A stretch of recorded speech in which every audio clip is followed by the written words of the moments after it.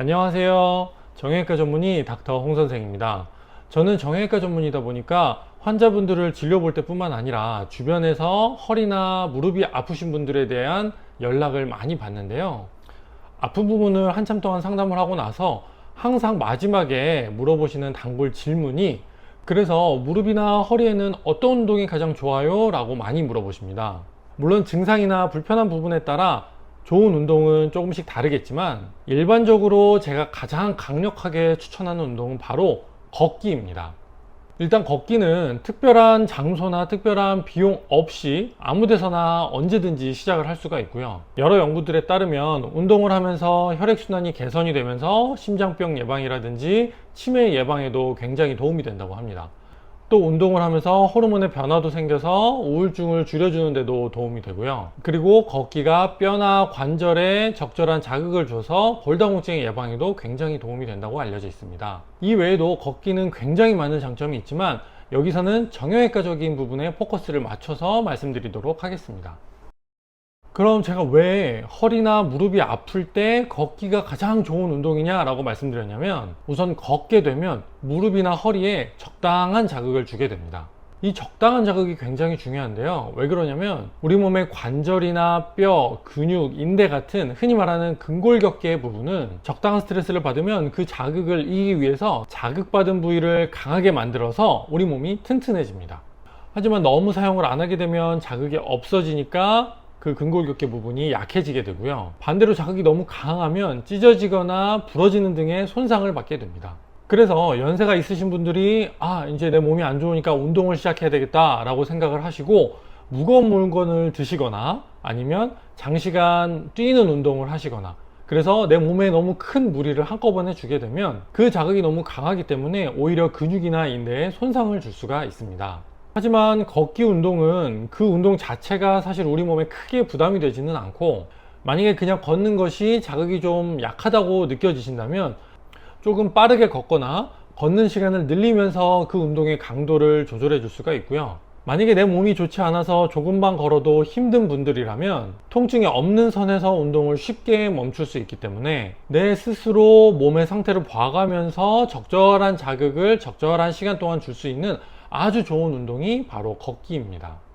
그럼 이렇게 좋은 걷기 운동을 어떻게 해야지 허리와 무릎에 좋을까요? 그냥 막 걸으면 될까요? 그렇진 않습니다.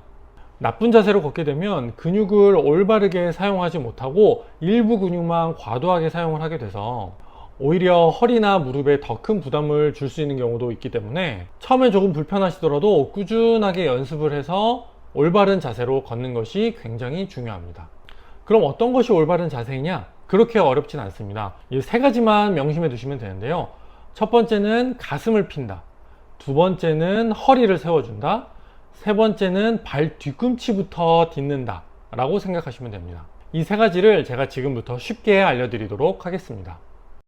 자, 올바른 걷기를 하기 위한 첫 번째 단계는 가슴을 펴주는 것입니다. 자, 가슴을 피고 걷는다라고 얘기하는 것은 바꿔서 생각하면 등 뒤쪽에 있는 뼈인 이 날개뼈, 이 견갑골 사이 부분을 이렇게 조여준다 라고 생각을 하시면 되는데요. 이 견갑골 사이를 조여주는 방법은 매우 간단합니다. 똑바로 서신 상태에서 팔꿈치를 양쪽 옆구리에 붙이시고요. 주먹을 바깥쪽으로 천천히 옆으로 돌려 보십니다. 이렇게 되면 자연스럽게 견갑골 뒤가 조여지는 느낌이 나는데요. 이렇게 조여진 상태에서 팔을 천천히 내리시면 이것이 바로 가슴을 피게 되는 자세입니다. 자, 그리고 두 번째는 허리를 세우는 것입니다. 허리를 세우는 것은 간단합니다. 조금 전에 말씀드렸던 팔꿈치를 붙이고 바깥쪽으로 돌려서 가슴을 피게 만든 상태에서 그대로 허리 부분만 조금 뒤로 젖혀 주시면 됩니다. 많이 젖히지 마시고 조금만 젖혀 주시면 우리 몸의 무게중심이 전반적으로 조금 뒤쪽에 있는 듯한 느낌이 드실 겁니다. 이게 바로 허리를 세우는 방법입니다.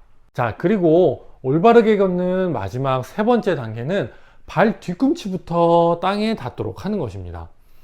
보통 걸으실 때 팔 앞꿈치로 걸으시거나 아니면 발이 전체가 쿵쿵 닿으면서 걸어 다니시는 분들도 굉장히 많으신데요. 이렇게 걸으면 무릎이나 허리에 많은 하중이 가기 때문에 그렇게 좋은 방법이 아닙니다. 그래서 걸어 다니실 때 발 뒤꿈치부터 지면에 닿고 천천히 굴리면서 앞으로 걸어가듯이 해주시면 무릎이나 허리에 크게 부담이 없이 올바른 자세로 걸어 다니실 수가 있습니다. 자, 그래서 정리를 하면 첫 번째로는 가슴을 펴자. 팔꿈치를 옆에 붙인 상태에서 팔을 바깥쪽으로 돌리고 그리고 팔을 내려주시면 가슴을 펴게 되는 거고요. 그 상태에서 조금만 뒤로 젖혀주시면 이게 바로 두 번째 단계인 허리를 세워주시는 것입니다. 그 상태에서 세 번째, 발 뒤꿈치부터 천천히 디디면서 앞으로 굴리듯이 나아가자. 요 세 가지만 지켜주시면 여러분들의 무릎과 허리가 부담이 가지 않게 올바르게 운동을 하실 수가 있습니다. 자, 이렇게 가슴을 펴고 허리를 세우고 발 뒤꿈치부터 천천히 딛게 되는 연습을 5분, 10분씩 조금씩 늘려가시면 어느 순간에는 올바른 자세로 걸으실 수가 있고요. 이것을 꾸준히 하시다 보면 분명히 아픈 허리와 아픈 무릎에 좋은 효과가 있을 겁니다. 오늘의 영상은 여기까지입니다. 궁금하신 점이 있으면 아래에 있는 댓글로 달아주시면 되고요. 제가 최대한 빠르게 답변 드리도록 하겠습니다. 그럼 다음 영상에서 뵙도록 하겠습니다. 감사합니다.